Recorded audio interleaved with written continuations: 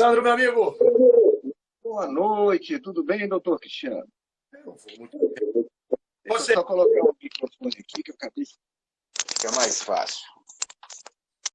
olha esse período que está demorando muito de passar, né? Mas vamos em frente.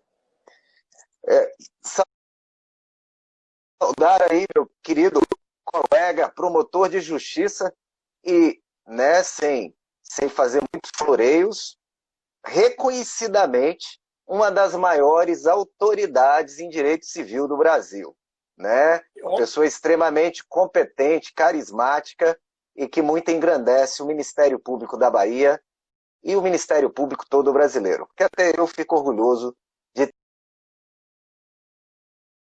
tê-lo como nosso colega. Né? Agradecer aí a gentileza, a receptividade ao nosso convite. Sei que sua agenda é muito cheia. E uma honra o Ministério Público Acadêmico, que é um programa da Escola Superior do Ministério Público de Sergipe, Cristiano, foi criado em 2019 com a finalidade de aproximar Ministério Público e Academia. Então nós temos participação aí maciça de estudantes de direito do Estado e agora em época de pandemia, que se tornou live, né, nacionais, inclusive com participação de operadores, colegas juízes, defensores, etc. Então é um bom público. Até saudar aqui o colega doutor Jarbas, que está lhe mandando um grande abraço aí, né? Gente boa, doutor Jarbas. E doutora Thalita, que entrou também. Saudar o nosso diretor, doutor Eduardo Matos, que sempre nos acompanha aí. Enfim, saudar todos e agradecer pela presença. E vamos ao que interessa, que é a nossa estrela principal aqui, que é doutor Cristiano, né? Então, antes de iniciar, todos já conhecem o doutor Cristiano, além de ser promotor de justiça, que já é um título, né, imenso. Ele também é autor de diversas obras no Brasil, diversos livros, autor consagrado, professor universitário, professor, né, de ponta, de cursos de ponta de concursos aqui no Brasil, e quem já teve a chance de assistir uma aula de professor Cristiano, sabe que não é uma aula, é um show, né? Então, por isso que é muito bom tê-lo aqui, meu amigo. Então, com a palavra aí. Meu amigo, a alegria toda minha e tá no Ministério Público, que é a minha casa, né? E estamos juntos sim, viu, Sandro? Penso que o Ministério Público é uno e indivisível, né? Então, estamos juntos com certeza, e para mim é uma enorme honra. Obrigado pelo convite, pela oportunidade de estarmos aqui. E mais que isso, para debater temas que estão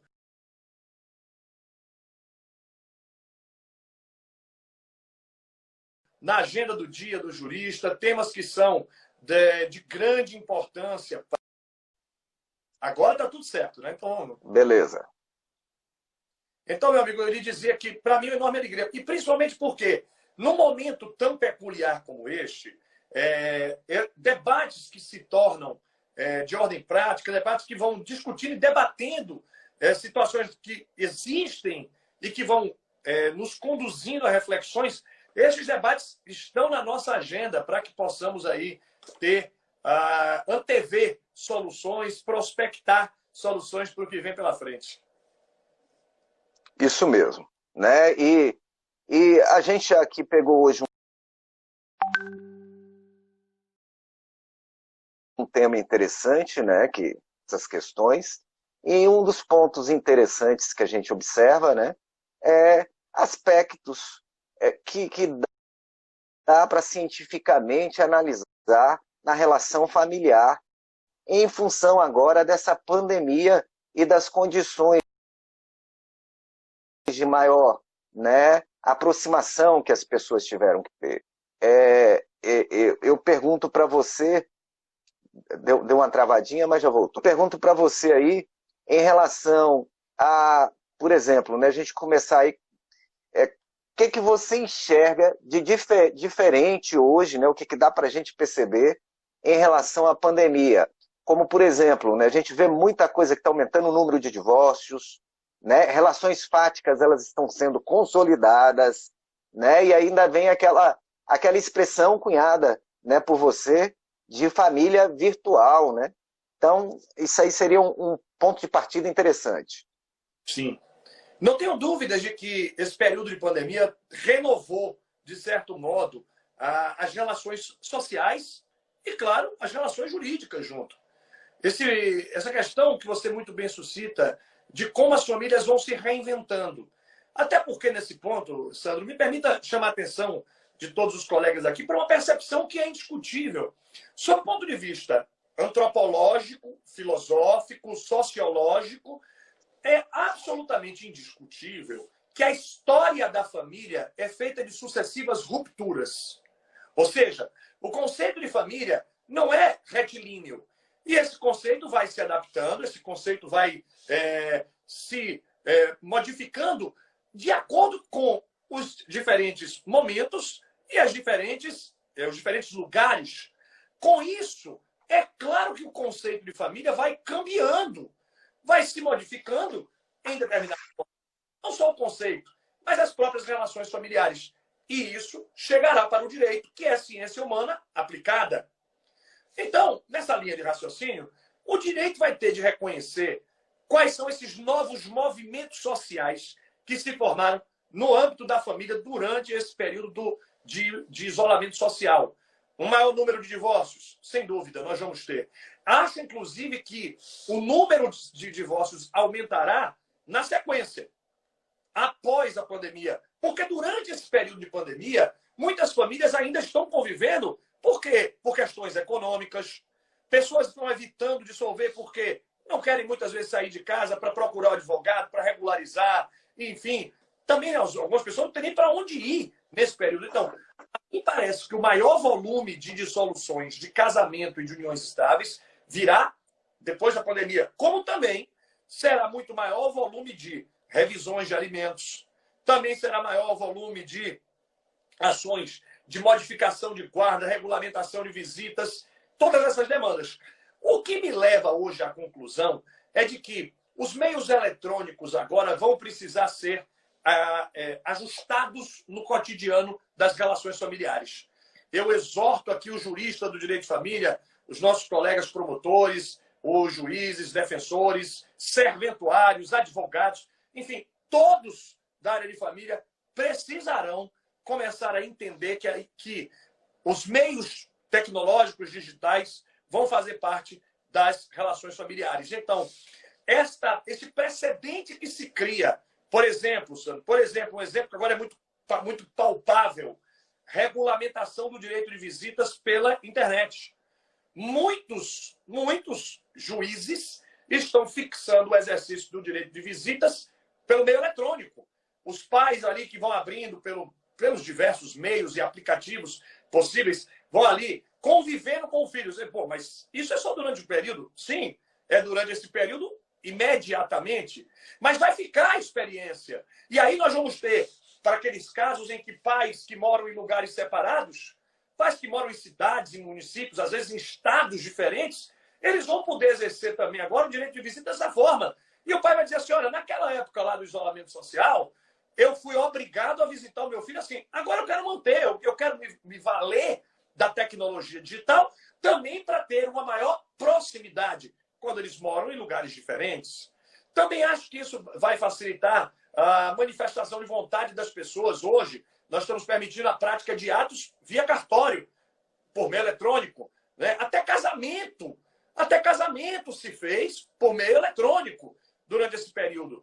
Então, todas essas experiências, a mim parecem que elas precisam ser incorporadas como uma espécie de legado que ficará, para que nós tenhamos, sim, muito boa vontade e nós observemos que as famílias foram se adaptando e o direito vai ter de se adaptar a essa nova realidade que, sem dúvida, povoa as nossas famílias. E isso é interessante que você está falando, Cristiano, porque eu sou promotor que atua, entre outras atribuições, numa vara de família. E hoje, né, por coincidência, veja, né, teve uma audiência em que se discutia direito de visita, direito de guarda, e um dos pontos controvertidos, né, parece que estava adivinhando, né? A mãe queria que o pai acessasse o contato virtual com os filhos por e-mail. Ele disse, e-mail é offline. Eu quero uma forma online de falar por vídeo e áudio com meu filho. Então, até a tecnologia ela está entrando nisso, né? Exatamente como você está colocando. Exatamente. E nós vamos ter de nos adaptar. Nós vamos ter de responder a essa tecnologia, né? Então, eu acho que o grande legado que ficará nesse sentido é essa perspectiva. Então, de um modo ou de outro, eu acho que temos um bom caminho pela frente. E mais do que isso, eu acho que essas novas relações familiares vão despertar no jurista a necessidade também dele se antenar nesse novo tempo, dele se antenar nessas novas composições. Enfim, acho que vai ser uma renovação forçada, viu, do direito de família. E aquele que está aí há muito tempo sem acompanhar essas novidades, certamente vai ter que parar para se atualizar, porque nós vamos ter um volume impressionante de demandas que virão no pós-pandemia. Isso, para mim, é algo indiscutível, né? Como teremos aulas, teremos não só no campo das aulas, no campo do sistema jurídico, nós teremos de nos adaptar para dar resposta a essas novas demandas que chegarão e que devem ser com volume muito alto. Sim, estão represadas, né? Como você coloca, inclusive extrapolando o direito de família. É porque o judiciário basicamente está fazendo o básico, né? Nem todo mundo tem condição de estar procurando o judiciário, etc. Então nós estamos com represamento do que já está e do que virá muito grande. Eu concordo plenamente com você. Né? Agora você estava falando uma coisa interessante, meu amigo. Você estava falando da evolução do conceito do direito de família, né? E aí eu já vi uma discussão sua, um artigo seu, né, que você trata dessa evolução lá do Código de 1916 até as relações de convivências atuais. Você podia dar uma aulinha para a gente disso aí? Com prazer, amigo. E que coisa interessante, né? Falarmos dessa evolução da família nos conduz sempre a um debate que é fundamental, necessário, e que sempre vem uma pergunta que eu já estou acostumado, quando eu penso assim, tá bom, professor, e você acha que vai para onde? Então, eu quero aproveitar para dizer assim, é seguro, completamente seguro saber de onde a família veio, mas é absolutamente exercício de adivinhação saber para onde vai. Porque o caminho da família é sempre um caminho mutante. Então, seguramente nós vamos ter novas formas de composição de família, nós vamos ter novas manifestações afetivas, e essas novas manifestações vão sim dizer respeito a situações que a gente nem imagina. Basta a gente pensar que lá no Código 16, da sua interessante pergunta, lá no Código 16, o conceito de família era unitário. Só existia família pelo casamento. E assim se manteve no Brasil até 1988. Somente com a Constituição de 88 é que nós tivemos uma ampliação a partir do princípio da pluralidade das entidades familiares. Portanto, a partir de 88 são reconhecidas e protegidas as diferentes formas de família. Aí nós temos uma proteção da união estável, da família monoparental, da família anaparental, que é a família de irmãos, a família avuncular, tios e sobrinhos, e tudo isso passou a merecer proteção. Mas é lógico que nós não sabemos para onde vai, porque hoje já se fala em novas formas de família que a gente ainda não pensou. Por exemplo, já se fala hoje nas famílias multiespécie. Bom, e o que seriam essas famílias multiespécie? São famílias que têm a presença de animais. E aí, como ficam os animais domésticos, os animais de estimação, são questões que vão surgir e que nós precisaremos dar conta. Só por curiosidade, os precedentes judiciais brasileiros, ao longo desses últimos anos, vêm reconhecendo a competência da vara de família para dirimir os conflitos sobre animais domésticos entre pais e filhos, cônjuges, companheiros, mesmo no divórcio, na dissolução de uma união estável. Então, mas não tem mais família. Eles já dissolveram. Só que a competência continua na vara de família, porque os tribunais vêm entendendo que é a causa de pedir, não o pedido, quem fixa essa competência. E a causa de pedir ali foi uma relação afetiva. Então, tudo isso é muito interessante para projetarmos uma família para o futuro que certamente, sem medo de errar, essa família do futuro aí ainda é uma incógnita para todos nós, mas com a influência da tecnologia digital aí, para essa família virtual começar a produzir efeitos, como no exemplo interessantíssimo que você apresentou. Ok. Uma outra questão também que a gente observa em tempos de pandemia, né, tem aumentado esses conflitos de interesse qualificados, né, vamos dizer lá de Carnelucci, exatamente em função, às vezes, de querer, né, uma desculpa para a pandemia, o próprio fundamento. Então, hoje o caso, né, sem citar o caso concreto, mas teoricamente, o genitor achou que a genitora não adotava as medidas inerentes ao cuidado necessário dentro de uma pandemia e, por moto própria, pegou uma guarda compartilhada e deixou os meninos só com ele. Cortou acesso por 4 meses da genitora. Né? Então, isso é um exemplo de conflitos que estão se alastrando por aí. E esse é tão grave que, veja, é gravíssimo, mas demorou 4 meses para chegar no judiciário. Né? Então, isso aí está se alastrando muito. Nós temos muitos casos desse, de pais que estão rompendo decisões judiciais transitadas em julgado, produzindo regulares efeitos, e muitos pais que estão rompendo exatamente porque simplesmente acham que é melhor para o filho. Então, um exemplo que você deu interessante, nessa linha de reflexão também, eu já conheço outros casos aqui de pais que impedem o convívio do filho com o outro genitor ou genitora, porque é um profissional da área de saúde. Aqui em Salvador ficou muito conhecido um caso de um comissário de bordo de uma companhia aérea que tinha um filho aqui e a mãe dizia, não vai ver. Não vai ver porque você viaja de avião. E aí, enfim, então todas essas questões, elas são muito sensíveis. Elas vão exigir um poder judiciário que tenha a sensibilidade de conseguir equacionar. A depender do caso, Sandro, pode ser uma justificativa razoável, a depender do caso, lógico. Mas a gente não pode perder de vista a regra geral é a convivência. Porque essa convivência é o direito do filho. Mas Sim. falando do direito dos pais, nós não falamos do direito do filho. E nesse ponto, a nós do Ministério Público toca com muita objetividade a atenção. Essa é a regra geral. Agora, podem existir situações que se justifiquem? Podem. Podem não. Vão aparecer. Vão surgir essas situações. Por isso que o juiz precisa estar muito atento a um método interpretativo, uma técnica interpretativa que veio com a teoria dos precedentes no novo Código de Processo Civil, chamado método distinguishing.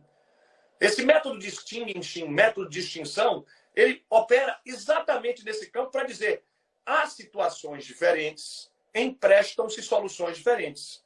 Então, certamente nós vamos encontrar uma situação diferente que merecerá uma solução diferente para essas hipóteses. Agora, para isso, o jurista precisa estar, sem dúvida, atento a esses detalhes. Certo. Ainda pegando nessa questão da pandemia, né? A gente observa também que isso teve um efeito na prisão, né, do inadimplente de alimentos. E gerou uma situação inusitada e interessante. Qual a situação?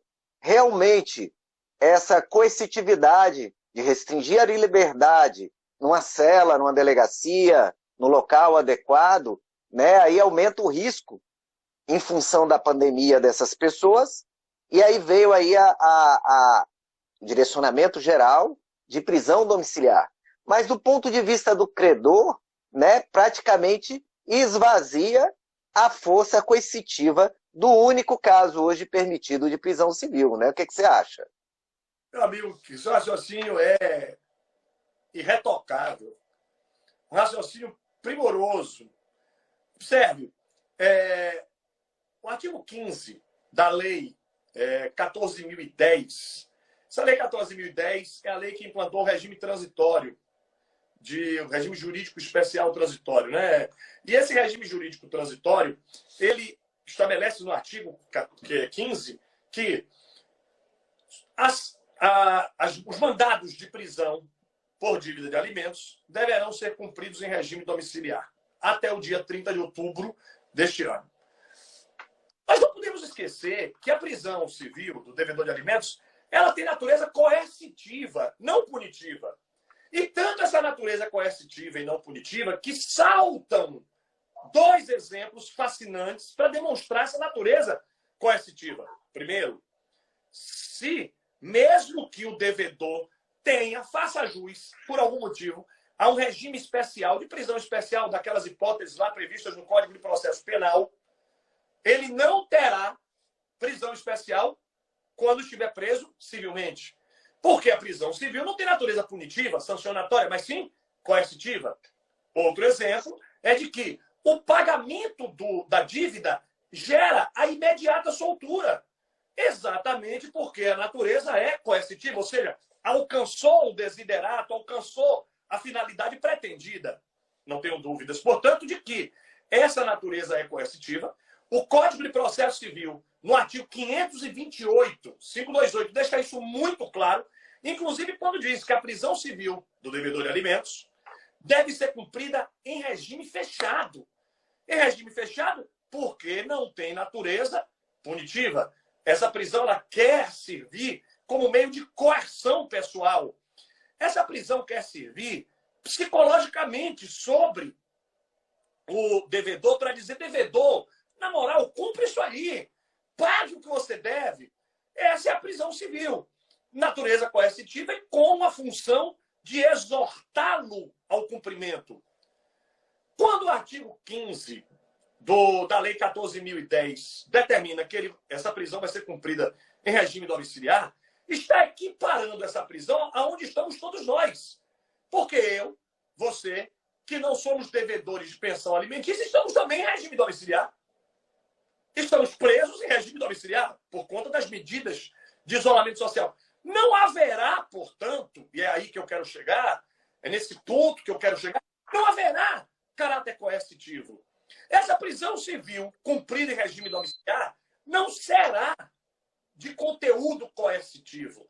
Perde, esvazia o seu caráter coercitivo. Então, o que me parece é que nós temos aqui um típico exemplo de ponderação. Ponderação, meu amigo, porque eu também não tenho dúvidas de que não é razoável pegar o devedor de alimentos nesse momento de pandemia e deixá-lo no estabelecimento prisional. Claro que não é. Então, não se trata de querer prender a qualquer título. Não se trata de ignorar uma concepção humanista dessa prisão. Não se trata de ignorar a dignidade do devedor, as garantias mínimas de integridade física e psíquica. O que me parece, efetivamente, é que nós podemos chegar numa solução consensual ideal, que seria, ao meu sentir, a seguinte: nós utilizaremos toda essa boa vontade com o devedor e dizer assim, olha, você não vai ser preso, não. De fato, nós não vamos colocar você num estabelecimento prisional, em regime fechado, num lugar em que você aumenta exponencialmente a possibilidade de contaminação com o vírus. Aumenta consideravelmente as chances de você ter uma situação de periclitação da sua integridade física e psíquica. Contudo, se utilizarmos a prisão domiciliar nesse período, nós não podemos esquecer que o Código de Processo proíbe expressamente que o devedor seja preso 2 vezes pelo mesmo período de dívida. Esse é o ponto fundamental. E como ele não pode ser preso 2 vezes pelo mesmo período de dívida, essa prisão que ele vai cumprir em regime domiciliar, ela não pode ser repetida depois. E ela já perdeu o caráter coercitivo. Então, ao meu sentir, navegando na jurisprudência do STJ, que hoje estabelece uma orientação muito clara, essa orientação, inclusive, digna de todos os nossos esforços, eu já vou lhe exortar, Sandro, meu amigo, já estou aqui arrumando trabalho para você, mas eu já vou lhe arrumando aqui um trabalho que é muito importante. Eu lhe sugiro, olha, amigo, perdão, porque dizem que conselho e água só dá quem pede. E eu estou aqui dando conselho a quem não me pediu. Mas, dada a importância do tema para nós do Ministério Público, eu recomendo muito, amigo, que nós tenhamos depois, adiante, uma live somente sobre a execução de alimentos. Somente porque a execução de alimentos está renovada pelo Código de Processo 2015, mas muitos juristas ainda estão na cabeça com os referenciais do Código revogado. Tem muito jurista que ainda pensa na execução de alimentos até sobre os artigos, né, do Código anterior, 732 e 733. E aí o juiz diz assim, é penhora ou é prisão? Não tem mais isso. A execução agora conta com diferentes técnicas. E aí a orientação do STJ é de que essas técnicas são variáveis. Consagra-se a variabilidade das técnicas executivas. Em outras palavras, falando assim numa linguagem bem clara, é possível, num processo de execução, variar a técnica. Variar a técnica no sentido de que o jurista adotará a técnica que se mostre mais efetiva para aquele momento, mas nada impede que mais adiante, frustrada aquela técnica, se utilize uma outra. As técnicas são cambiantes, variáveis. Então, à luz desse entendimento do STJ, da variabilidade das técnicas, reconhecendo que o CPC permite isso, eu sugeriria aos colegas agora do MP, aos advogados, defensores, que requeram ao juiz que não decrete a prisão. Porque o juiz não pode decretar de ofício. Então, se o advogado ou membro do Ministério Público, o defensor, já disser, olha, o juiz não faz o seguinte, não prenda não. Não prenda não. Varia a técnica. Nesse momento, até 30 de outubro, a prisão não vai cumprir caráter coercitivo. Então, faça o seguinte, até 30 de outubro você utiliza outra técnica. Qual? Penhora, se ele tiver bens, ou que se procure bens, desconto, se puder, inserção no nome no SPC e Serasa, protesto. E o 139, inciso 4, diz que essas técnicas são atípicas. Então, nada impede que, no caso concreto, o jurista procure uma técnica adequada. Eu vou lhe dar um exemplo, Sandro, muito interessante. Eu participei de uma live com os nossos colegas do MP do Rio de Janeiro. Pessoal da área de família, juízes, promotores e tal. Foi muito legal. Muito legal. E um colega lá na live contou esse caso que eu vou narrar agora. Então, esse caso que ele contou foi um caso do Rio de Janeiro, envolvendo essa variabilidade técnica, um caso real. Era um devedor de alimentos recalcitrante. Recalcitrante. Então, ele não pagava, tinha que requerer execução, enfim. O cara era profissional liberal, né, autônomo, enfim. Muito bem, meu amigo, olha só. Aí, a credora de alimentos, que era a filha dele, sabia que ele era louco por futebol. Ele tinha um time lá do coração e ela desesperada por esse time. Olha só, viu? Aí a credora foi lá, conversou com o advogado, com a promotora e tal, e aí requereram a seguinte técnica executiva. Disseram, olha, ele não perde de jeito nenhum os jogos do time. Ele gosta de ir para o estádio, ou então ir para algum lugar assistir. O juiz determinou, como técnica atípica, 139, inciso 4, que todos os dias de jogos do time dele, ele se apresentasse na delegacia de polícia 2 horas antes e só fosse liberado 2 horas depois. Muito criativo. Ele, de acompanhar no estádio ou pela televisão as partidas. Meu amigo, só foi preciso uma única vez. Uma vez que se fez isso e ele perdeu a partida do time dele, ele adimpliu a obrigação e não voltou a inadimplir. Porque ali descobriu-se a tutela específica. Ali descobriu-se a técnica adequada para aquele devedor. Para aquele cara, era mais importante uma técnica dessa do que a prisão civil. Se mostrou mais adequado. Então, o que eu acho é que nós precisamos agora pedir ao juiz, olha, juiz, usa outra técnica. E quando passar 30 de outubro, a partir de 1º de novembro, a gente vai dizer assim, olha, a outra técnica utilizada deu certo? Gerou adimplemento? Não. Então agora a gente prende. Porque a partir de 30 de outubro é prisão em regime fechado no estabelecimento prisional. E aí, essa prisão vai ser usada com um caráter coercitivo. Ou seja, nós não periclitamos a saúde dele, nós não mandamos ele para um estabelecimento insalubre, mas nós também não tiramos do credor uma medida que tem natureza coercitiva. Nós não tiramos do credor a possibilidade dele usar a prisão exatamente com caráter coercitivo, para fazer valer o seu crédito alimentício. Como você disse, é a única hipótese de prisão civil do sistema brasileiro. Única. A gente precisa utilizá-la com racionalidade. Agora, 2 coisas, Cristiano. Né? Primeira coisa, né? Em primeiro lugar, nós precisamos sim de uma live sobre execução. E vamos, obviamente, lhe convidar depois para isso. Certo? Os colegas estão vibrando aí com sua live. Muitos colegas aqui na live do MP Acadêmico. Certo? Segunda coisa, é interessante, você ainda está em Feira de Santana? No MP da Bahia?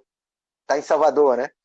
Tem um conterrâneo aí da Bahia, Paulo Macedo, que é o juiz que trabalha comigo, né? E é interessante, a solução que ele adotou para essa... Está conseguindo ouvir aí direitinho?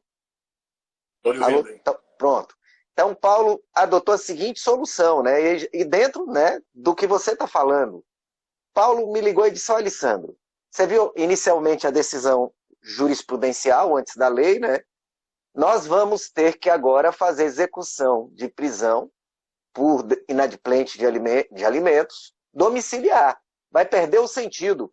Então, Paulo deu uma sugestão e intimou todas as partes que entraram com execução de prisão, né, do devedor, e disse assim no despacho dele: questiono, considerando que a prisão agora tem caráter domiciliar e que não poderá ser repetida depois da pandemia, se o credor continua tendo interesse no pleito que foi feito, né? E aí, quem percebeu, né, exatamente isso que você falou, porque vai perder uma cartada, que é a última rácio, né? Porque, repito, uma coisa importante que você disse: a gente não quer prender ninguém, né? Agora, a questão da Constituição permitir prisão por inadimplemento é o valor que está lá do outro lado.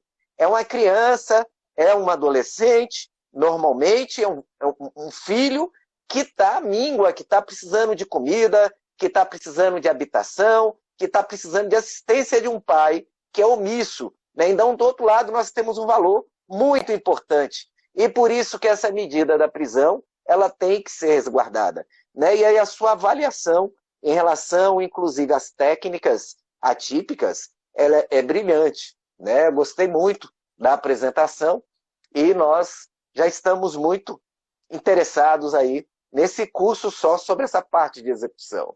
Isso, e porque mudou muito, né? A execução, é uma nova execução de alimentos que temos agora. E nesse sentido, amigo, eu quero lhe lembrar o seguinte: nós temos nesse momento um novo procedimento de execução de alimentos, mas juristas que foram formados pelo procedimento anterior. Então é natural que os juristas ainda se sintam inseguros, né? É natural que eu vejo com naturalidade, lamento porque já temos 5 anos aí com o novo CPC, já era para as pessoas ganharem um pouco mais de intimidade. Mas tem muitos juízes que ainda intimam o exequente para dizer assim: olha, vai ser com prisão ou com penhora. E aí dá vontade de dizer: não, doutor, é com os dois. Vai com os dois. Vai com prisão. Até com mais, né? Vai até com mais agora, né? Vai até sem poder ver o time. Então, né? eu quero todos, eu não quero uma técnica, eu quero todas as técnicas a meu favor do credor para que ele possa fazer valer esse crédito tão especial. A sua análise ela é ontológica. Por que a execução de alimentos é dotada, é provida de um mecanismo tão eficiente? Por conta da natureza desse crédito. A gente não está falando de uma execução qualquer, a gente não está falando de um título de crédito qualquer, a gente está falando da dignidade, da sobrevivência das pessoas. Por isso que se justifica, sim, a utilização de um procedimento tão especial quanto é o procedimento da execução de alimentos, que diz assim para o credor: você quer o quê? Aí o credor diz: eu quero isso. Bom, você quer isso agora, né? Daqui a pouco você pode querer outra coisa, daqui a pouco você outra, e essas técnicas vão variando, e você vai descobrindo qual é a técnica mais eficiente. Ou seja, não tem um procedimento hermético, fechado, que, olha, você não quer esse procedimento, você vai ter que entrar com outra ação, né? É tudo ferramenta dentro de uma ação instrumentalmente voltada para o adimplemento, né? Isso é muito importante, perfeito, o que você está colocando. Perfeito. E é exatamente isso. A sua análise é irretocável. É entender que a natureza diferenciada do crédito justificará a adoção dessas plurimas medidas. Ou seja, essa preocupação com a efetividade, ela não se dá por um capricho processual, mas pela natureza do direito material, pela natureza do direito subjacente. E aí é fundamental ter essa percepção. Mas essa percepção é só para as pessoas que têm essa sensibilidade de quem gosta de música, como esse saxofone que você tem atrás de você. Então tem que ter a sensibilidade de gostar de música, de arte, para a gente perceber que, muitas vezes, no detalhe, se justifica algo que é tão importante como a execução de alimentos. Eu costumo dizer que a gente é muito saturado, né? Então tem que investir em outras coisas, né? Ler, correr, fazer esporte, música. né? Porque se ficar só no trabalho, no direito, fica complicado, né, meu amigo? E aí, Mas é isso. quem só sabe direito, nem direito sabe, dizia o nosso velho e saudoso Pontes de Miranda. Então, exatamente. Se o jurista só souber direito, de direito ele não saberá. Então tem que saber, sim, de música, de esporte, de cultura, de arte, de outras coisas que vão ajudar tanto ele no direito, né? Eu digo sempre aos colegas que gostam de literatura, quem lê outras coisas, depois quando lê um texto jurídico, sabe ele facinho, porque o resto vai lhe ajudar a interpretar aquilo ali. Se você consegue interpretar, por exemplo, Machado de Assis, vai ser facinho você interpretar um texto jurídico, porque a genialidade dele exige tanto do seu raciocínio que lhe conduzirá por mãos seguras no direito. E mais, né, não é um conselho jurídico, mas é um conselho perfeito, né? A gente tem que desenvolver as áreas do cérebro todas para que sirvam também para facilitar nosso objetivo, né? Quem está assistindo aí e quer passar num concurso, quem está assistindo e está estudando direito, e quem está se aprimorando em busca do saber para exercer melhor o seu mistério, né? Cristiano, colega Luciana, né, Duarte, que vai estar indo até agora em agosto para o Rio de Janeiro, né? Foi cedida para o grupo da Lava Jato, lá no Ministério Público do Rio de Janeiro. Ela está questionando aí se essas medidas atípicas elas podem ser aplicadas também à internet, esses meios eletrônicos, né? Eu aproveito os limites disso, né? Obviamente que isso aí vai ter que ter algum limite, né? Como, por exemplo, garantias constitucionais, como liberdade religiosa, essas questões, né? Eu queria que você falasse um pouquinho sobre o limite dessas medidas atípicas, se possível. Essas medidas atípicas, elas são inominadas e não taxativas. E aí a pergunta da Luciana é muito propícia. Nessa dimensão, nessa ambiência, seria absolutamente possível usar, sim, com medidas atípicas de ordem eletrônica. Sim, sim. Enquanto você fazia a pergunta aqui, eu fiquei imaginando a indagação da Luciana e projetando isso em concreto. Ficava eu aqui a imaginar, Sandro, uma execução de alimentos em que o juiz tira do devedor o direito de assistir a Netflix. Eu corto a Netflix da sua casa, eu corto a internet da sua casa. A depender... Isso é muito grave, principalmente nesses momentos de pandemia, né? É incrível. Não tenho dúvidas. Bom, mas é lógico que, como toda e qualquer medida jurídica, as medidas atípicas elas também são sindicáveis, controláveis, né? Então, sem dúvida alguma, eu tenho absoluta convicção de que o limite delas vai ser casuístico, mas é um limite que precisa estar ali à luz dos direitos fundamentais. O exemplo que você deu, liberdade de crença, a gente precisa ter muito cuidado com isso, da liberdade de crença, de manifestações religiosas, sem dúvida. Mas só para ilustrar um pouco, Sandro, essa matéria, para o seu raciocínio, da Luciana, dos colegas, só para você ver quão volátil é essa matéria, alguns grandes processualistas brasileiros, eu estou falando de processualistas elevadíssimos, né? O Luiz Guilherme Marinoni, do Paraná, o meu conterrâneo aqui, o Didier. Então, grandes processos... É só observação, Didier, que nos visita amanhã, viu? Aí. Vocês são a dupla de ouro. Você hoje, você citando ele amanhã. Aí, que bom. Pois não. E grandes processualistas já defendem isso, dizendo que o juiz pode, no caso concreto, adotar, a título de tutela específica, diferentes providências. Providências que ele pode descobrir casuisticamente. Então, não há limites. Mas tudo que não tem limites já está automaticamente limitado. Já está automaticamente limitado em razão e em função exatamente dos direitos, da incidência dos direitos e garantias fundamentais e das peculiaridades. Eu falei aqui de cortar a internet, mas você imediatamente já redarguiu e chamou atenção. A depender de quem seja esse devedor, uma pessoa idosa, por exemplo, não dá para deixá-lo sem internet nesse período, não.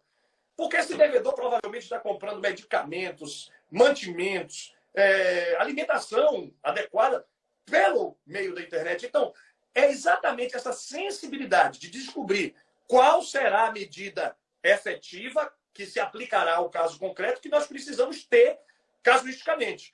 Eu dei o exemplo da limitação do time de futebol, para que nós pensemos assim, é muito casuístico, então nós precisamos sim conhecer o fato, nós precisamos conhecer os sujeitos envolvidos para descobrir qual é a tutela que se mostra adequada, a medida atípica que se mostra ali adequada para o caso. Isso, né? E a gente não pode abusar desses instrumentos, porque senão começa um movimento restritivo, né? Para tolher essa possibilidade. Sem dúvida. Então a gente tem que avançar e tem que ser responsável, todos nós, né? Quando eu falo, não é só o judiciário, né? Os operadores de direito em geral, na utilização desses instrumentos. Que é o que eu falo para o caso do pacote anticrime, do ANPP, do Acordo de Não Persecução Penal. Instituto novo, se não for usado com parcimônia e cuidado, ele vai acabar sendo restringido depois, né? Então a gente tem que ter cuidado e, como um jardim, né, nutrir e cuidar desses instrumentos para que eles possam evoluir, né, para a efetividade de aplicação do direito ao caso concreto. Eu me lembro perfeitamente, você vai lembrar também, tivemos uma discussão, não era execução de alimentos, não era. Era uma execução bancária que o juiz mandou retirar o passaporte. E o ministro do STJ, num julgamento já no RESP, mandou devolver o passaporte. Não justifica. Não justifica. Claro que não. Eu repito, não era execução de alimentos. Com a execução de alimentos, os argumentos podem justificar. Dizer assim, um devedor, realmente, para o devedor de alimentos, é uma cara de pau extraordinária. A pessoa viajar para passear fora do Brasil tendo dívida de alimentos. Então, para uma execução de alimentos, a depender do caso, pode se justificar. Outro caso, não pode não justificar. Então, eu estou dando o exemplo da restrição de uso de passaporte, né? Da retomada do passaporte, da carteira de habilitação, do CPF, o bloqueio de uso de cartões de crédito. Tudo vai depender da situação concreta, né? Então, eu acho que o que nós precisamos é ter bom senso nessa hora e seguir a orientação dos constitucionalistas no uso da razoabilidade, né? A razoabilidade deve ser aí um instrumento poderoso para todos nós nesse raciocínio. E você foi muito feliz, Sandro. Não é só colocar a conta no juiz. Me parece até um ato de covardia deixar essa conta para que os juízes paguem. Então, não é só o juiz. É aquele advogado, o defensor público, é o promotor de justiça e todos que estão envolvidos no processo de execução. Do contrário, a gente vai dizer que a responsabilidade é só de um dos sujeitos, quando, na verdade, essa solução é construída a partir de todos. O advogado da inicial também pleitear uma medida que seja razoável, o membro do Ministério Público participar, não só se restringir a dizer contra ou a favor da prisão. Isso não é uma participação efetiva no processo, aquilo que o Código de Processo chama agora, o novo CPC, de comparticipação. Quando ele quer exortar que todos participem, que todos integrem esse grande conjunto de atitudes e condutas processuais para a prestação jurisdicional. Pois é, Cristiano. Eu só quero fazer um parêntese aqui para saudar uma participação especial. Eduardo Dávila, o nosso procurador-geral, né? Está saudando aí e agradecendo também a sua presença, enriquecendo aqui o Ministério Público de Sergipe e os ouvintes, os participantes dessa live. Tá? Uma honra tê-lo aqui. Cristiano, aproveitando já que o finalzinho da live, é uma coisa que eu já vi que você vem desenvolvendo, é a questão da autonomia privada nas relações de direito de família, né? O que você teria para falar rapidinho sobre esse tema para a gente? Meu amigo, eu acho que nós vivenciamos, e aí eu vou até usar uma referência que você fez agora do direito penal, né? Quando você foi falar do acordo de não persecução. E eu tenho estudado isso em larga escala, acho que todos nós vivenciamos muito isso no campo do direito penal, da intervenção mínima, da última ratio. O direito penal atuando apenas quando necessário. E isto terminou despertando, para mim, uma referência muito clara. O direito penal é a última ratio porque só atuará quando necessário. Por idêntica razão, nas relações familiares, a regra geral há de ser a não intervenção do Estado. A não intervenção porque a relação familiar é uma relação privada. As famílias se organizam de formas diferentes. E não dá para o jurista do direito de família ter preconceito. Eu te conto, eu próprio, viu, eu estou integrando o que estou a falar. Eu não estou dizendo se eu estou fora, não. Eu estou dentro. Eu estou absolutamente integrante dessa ideia de que nós precisamos a cada dia tirar nossos preconceitos e olhar para a família dos outros com as peculiaridades de que a família tem. Pois bem, olha bem, eu sempre falei, eu sou contra a guarda alternada. Eu acho que guarda alternada não é boa para a criança, né? Porque na guarda alternada a criança fica um período com o pai, um período com a mãe, um período com o pai, um período com a mãe, fica trocando de domicílio. E aí, eu sempre dizia assim, olha, se essa criança daqui a 2, 3 anos não sabe nem onde ela mora. Qual é o seu endereço? Espera aí, vou pensar. E aí, eu conheci um caso interessantíssimo, meu amigo. Interessantíssimo. Era um caso de um servidor, de um funcionário da Petrobras, que trabalha embarcado na plataforma. Então, ele vai para a plataforma e lá ele fica 15 dias. Dos outros 15 dias, ele volta para cá, para a cidade, e ele fica sem trabalhar, de descanso. Mais 15 na plataforma e 15 aqui. Durante os 15 dias que ele está lá na plataforma, nem que ele queira, ele vai poder ver o filho dele por causa das medidas de segurança, de restrição de acesso à plataforma. Então, nem que ele queira, nem que o juiz determine, ele não vai verificar, não vai conviver com a criança durante 15 dias. Essa família chegou a um consenso. Ele e a ex-esposa ajustaram guarda alternada. E aí o colega ligou para mim, não, eu vou dar o parecer contra. Aí eu fiquei pensando, 2 dias depois eu liguei para ele. Eu falei, não tem contra, não. Ele, mas eu sou contra. Eu falei, eu também era, até conhecer esse caso. Porque agora eu acho que eu não sou mais contra nem a favor nada. Eu respeito vão se ajustando. Se o colega deu parecer contra, ao invés de ajudar, vai atrapalhar essa criança. Porque essa criança está ficando 15 dias com o pai. Nos 15 dias que ele está na plataforma, não tem como ficar. Se nos outros 15 também não ficar menos, quem se prejudica é a criança. Nesse caso, aquela família, por sua peculiaridade, precisa de uma solução diferente. Então, a intervenção do Estado há de ser mínima. E no nosso caso específico, eu acho que nós precisamos olhar, ter a visão destacada para um detalhe. O direito de família só deve atuar quando necessário para respeitar direitos. Direitos fundamentais de criança, adolescente, de incapazes, que é o móvel da nossa atuação. Mas se não há nenhuma periclitação daquele interesse, por mais que aquele núcleo familiar se aparente para nós ser completamente atípico ou inusitado, ele vai merecer proteção. Então, eu acho que nós precisamos prestigiar a autonomia privada, racionalizar a intervenção estatal e combater os nossos fantasmas e preconceitos para entender que as famílias se organizam da maneira que elas precisam se organizar.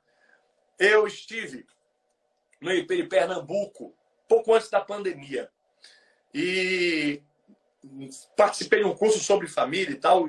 Uma das matérias abordadas era essa. E a nossa colega, quando terminou o curso, assim foi andando, a juíza estava lá também, me contaram um caso que na comarca delas, lá em Pernambuco, tinha uma ação curiosa. Olha bem que ação curiosíssima. Era uma ação de pedido de regulamentação de visitas. Aí assim, quem é que entrou com essa ação? Um irmão. Eram 3 irmãos menores pedindo para ter visita e convívio com outro irmão, menor também. Agora, olha que caso era. Era uma família de 5 pessoas. 3 mulheres, 2 homens, que viviam juntos, que se davam bem, que não desejavam mal a quase ninguém. E aí essa família de 5 pessoas, 3 mulheres, 2 homens, todos eles conviviam juntos, montaram uma casa e tal, e poliamor, uma relação poliamoristas. E essas 3 mulheres decidiram que elas queriam ter filhos, um projeto parental. Então elas foram tendo filhos, foram engravidando, com um compromisso, jamais fariam DNA. E esses 2 homens iam registrando as crianças que nasciam alternadamente. Então, um registrava a primeira, depois registrava a outra. E as crianças chamavam os 2 de pai, as 3 de mãe. Todos eram pais, todos eram mães, moravam juntos e tal. Uma dessas mulheres, num dado momento, disse, olha, eu não estou mais gostando disso não, quero cair fora. Não está bom para mim, eu não quero mais viver aqui. Disse, eu quero ir embora. E pessoas civilizadas, né, fizeram um acordo, disseram, olha, a casa, porque a casa tinha sido construída por todos os 5, e aí, vamos supor, a casa valia 20, ela tem direito lá a parte dela, 1/5, pagaram a parte dela, então tá tudo certo. Ela foi embora. E junto com ela, o filho que ela teve, que ela levou. e que passou a impedir o direito de visita.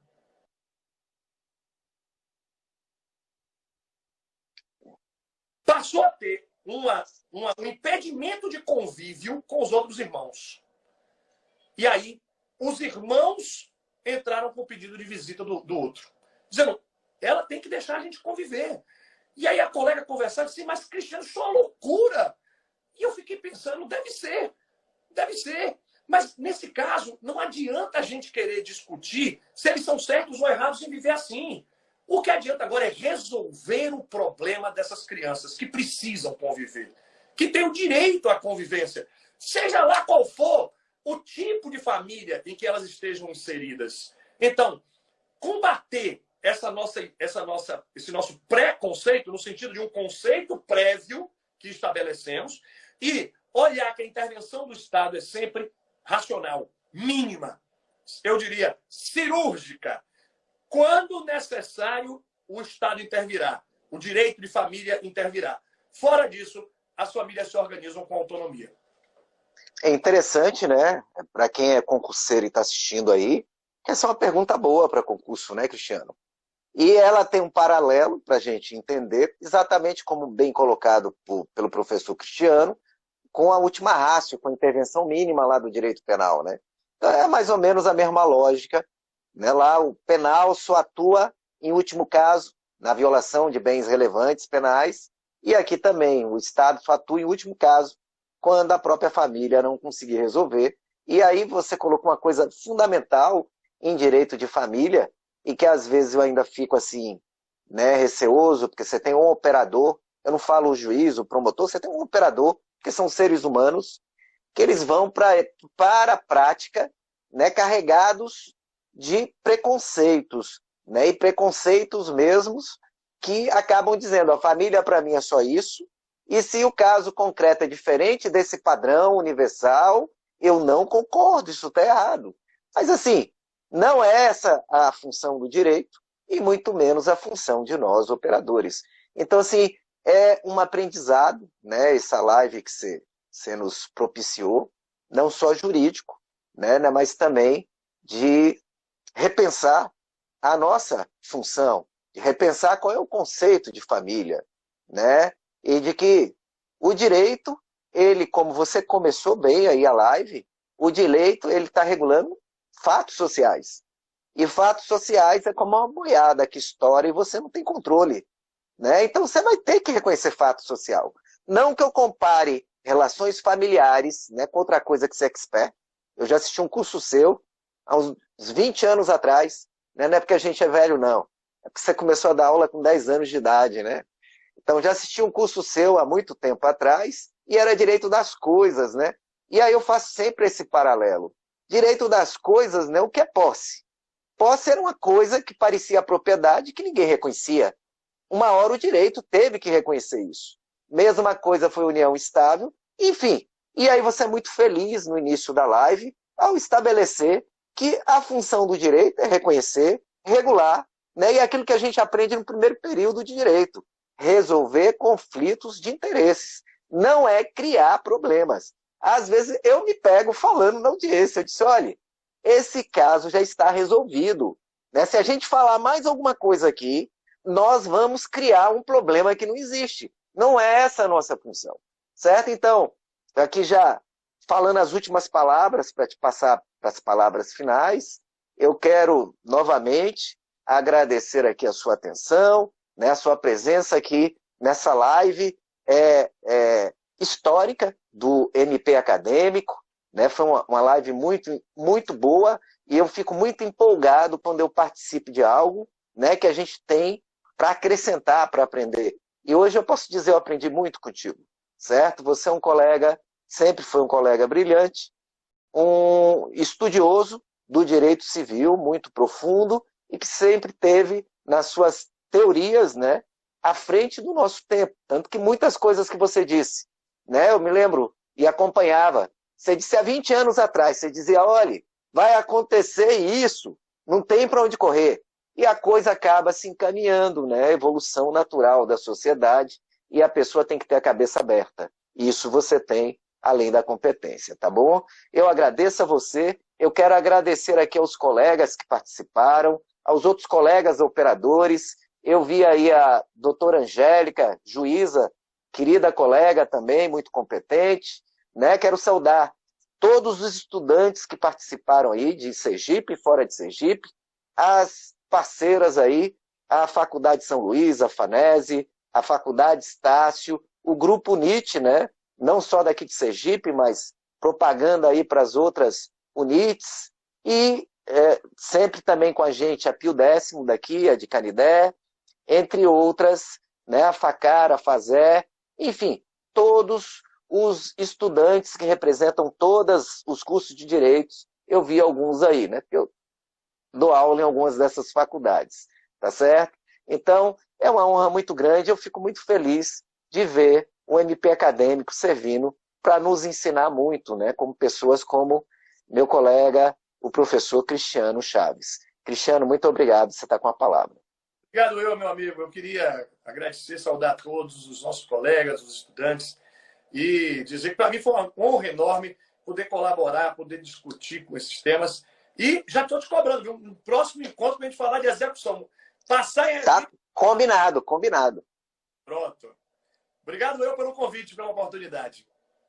Tá certo. Avisar o pessoal que está perguntando, né, que a live ela vai ficar disponível aqui no canal MP Acadêmico e a partir de amanhã com os comentários no canal do YouTube, lá do Ministério Público de Sergipe, tá certo? Assim como as demais lives que já houve aqui, vão ser todas transferidas lá para o canal do Ministério Público de Sergipe. Obrigado a todos, obrigado, Cristiano, um abraço, pessoal.